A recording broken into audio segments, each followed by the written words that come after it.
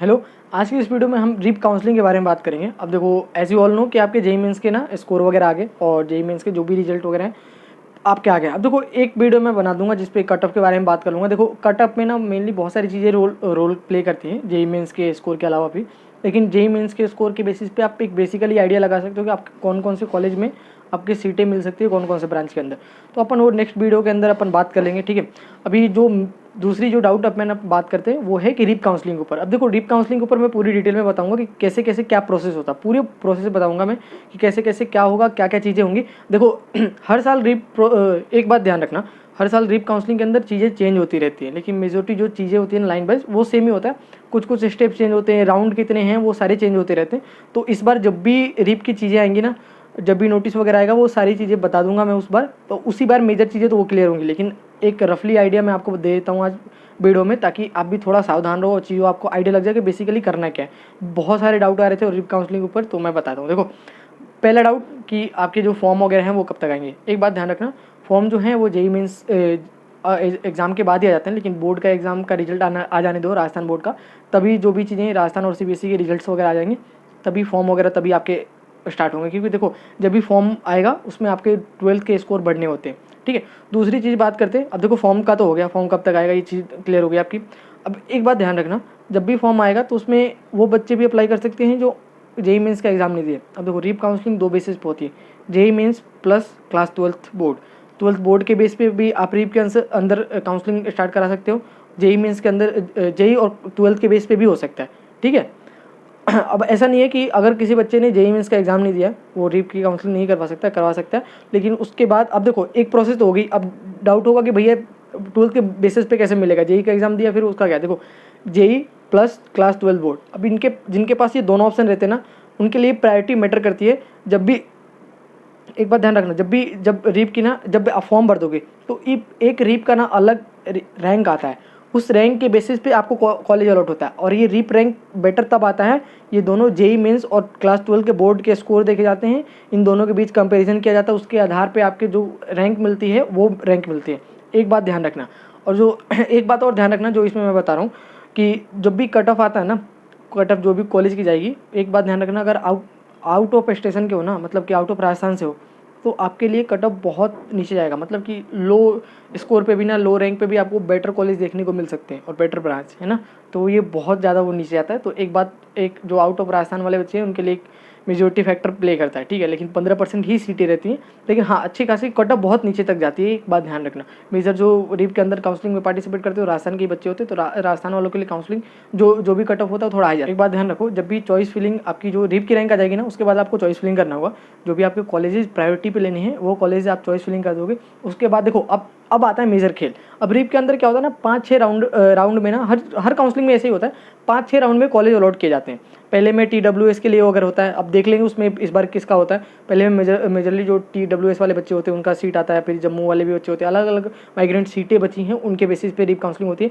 Basically जो idea लगाना है वो एक बात ध्यान रखो, जब भी आपकी पहली अलॉटमेंट आएगी, ठीक है, आपने चॉइस फिलिंग कर दिया, आपका रीप रैंक आ गया, आपको पहले कॉलेज अलॉट होगा, आपको बता दिया जाएगा कि 6-7 राउंड में काउंसलिंग होगी, इसी में इतने ही होता है। अब फर्स्ट राउंड में जितने भी बच्चों के हैं वो पहले TWS के होंगे, तो TWS का रिजल्ट आ जाएगा। फिर TWS का जब भी रिजल्ट आ जाएगा ना, तो एक आपका अपवर्ड मूवमेंट करके एक और राउंड होता है। अपवर्ड मूवमेंट में क्या होता है कि मान लो आपको जो कॉलेज अलॉट हुआ है, तो आपको मान लो कि आपने 5-6 कॉलेज भरे हैं, आपको 5वां नंबर का कॉलेज अलॉट हुआ है, तो आपको पसंद नहीं, आप सोचते हो कि थोड़ा और अपग्रेड हो जाए तो बेटर है। अब पहला वाला ही मिल गया तो कुछ नहीं कर सकते, तो अच्छी बात ही है। जब आपने डाला है तो मान लो 5वां मिला, आप सोचते हो कि कुछ और अपग्रेड होकर बेटर हो जाए, तो आप अपॉइंटमेंट में भी डाल सकते हो। जब भी अपॉइंटमेंट में अगर वो कॉलेज में सीट अगर खाली हुई, तो नेक्स्ट राउंड में आपको अपवर्ड मूवमेंट वाली चीज़ें आपको अलॉट हो जाती है। लेकिन इससे पहले आपको कॉलेज में जाके रिपोर्टिंग करानी होती है कि हमने फीस वगैरह वहाँ पे जमा कराने देनी होती है, और RTU के अंदर जाता है, ठीक है। वैसे कोई दिक्कत की बात नहीं, आगे वीडियो में हर और डिटेल में बात कर लेंगे कि आपको रिपोर्टिंग करानी नहीं, ये तो बात की बात है। अब ये हो गया, अपवर्ड मूवमेंट का राउंड भी हो गया। फिर आता है राजस्थान वाले बच्चों का, आउट ऑफ राजस्थान वाले बच्चों का, उनका अलॉटमेंट आता है, फिर अपवर्ड मूवमेंट होता है, फिर एक और राउंड होते हैं। ऐसे ऐसी चीज़ें चल के ना 5-6 राउंड में जाती है, ठीक है। ये 5-6 राउंड में जाकर लास्ट में आता है मैनेजमेंट कोटा का। अब एक बात ध्यान रखना, मैनेजमेंट कोटा का क्या सीन बता रहा हूँ मैं। मैनेजमेंट कोटा में देखो 15% जो प्राइवेट कॉलेजेस में सीटें रहती हैं वो पहले ही फिल हो जाती हैं, वो उनके कॉलेज वालों के हाथ में कि वो कब दे रहे हैं, वो पहले ही सेल कर चुके होते हैं, क्योंकि वहाँ पे बच्चों की डिमांड आती है, वो पहले ही फिल हो जाती है। अब ये जो डायरेक्ट एडमिशन और जो मैनेजमेंट कोटा का जो सीन है ना लास्ट वाला, वो बात ध्यान रखना वो किस बेसिस पे होता है।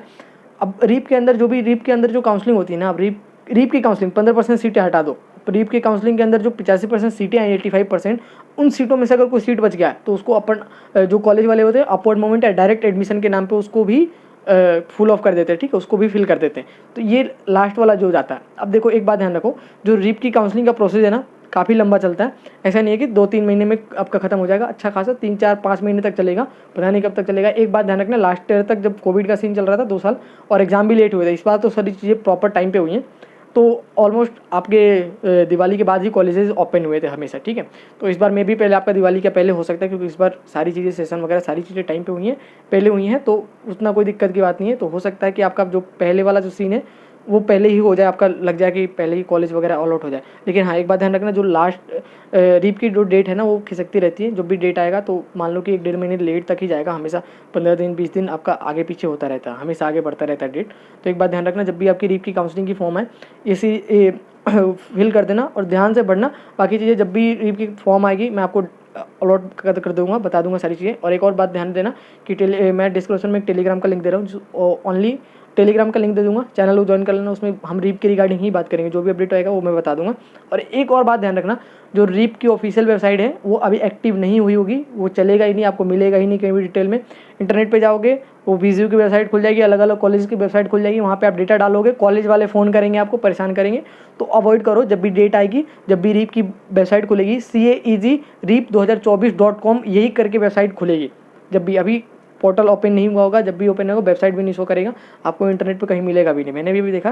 लेकिन एक बात ध्यान रखना, CEG, ठीक है, caeg-reap2024.com ये करके आपका वेबसाइट जो भी हो वो एक्टिव होगा। हर साल रीप की वेबसाइट चेंज होती है, डोमेन नेम अलग आता है। तो एक बात ध्यान रखना, तो अभी परेशान मत होना कि आपको रीप की वेबसाइट नहीं दिख रही है, ठीक है। ये सारी चीज़ होगी, कोई भी मेजर डाउट हो तो बता देना। बाकी जो कट ऑफ वगैरह की रिगार्डिंग है मैं नेक्स्ट वीडियो में बात कर लूँगा, कैसे क्या आपका कट ऑफ जाता है, ठीक है। तो मिलते हैं अगली वीडियो में। अगर कोई डाउट हो तो मेरे को कमेंट में पूछ लेना, मैं चाहूँगा रिप्लाई देने के लिए, और नहीं तो अगली वीडियो में आपका डाउट है जो भी वो रिजॉल्व कर दूँगा। मिलते हैं अगली वीडियो में, तब तक के लिए बाय।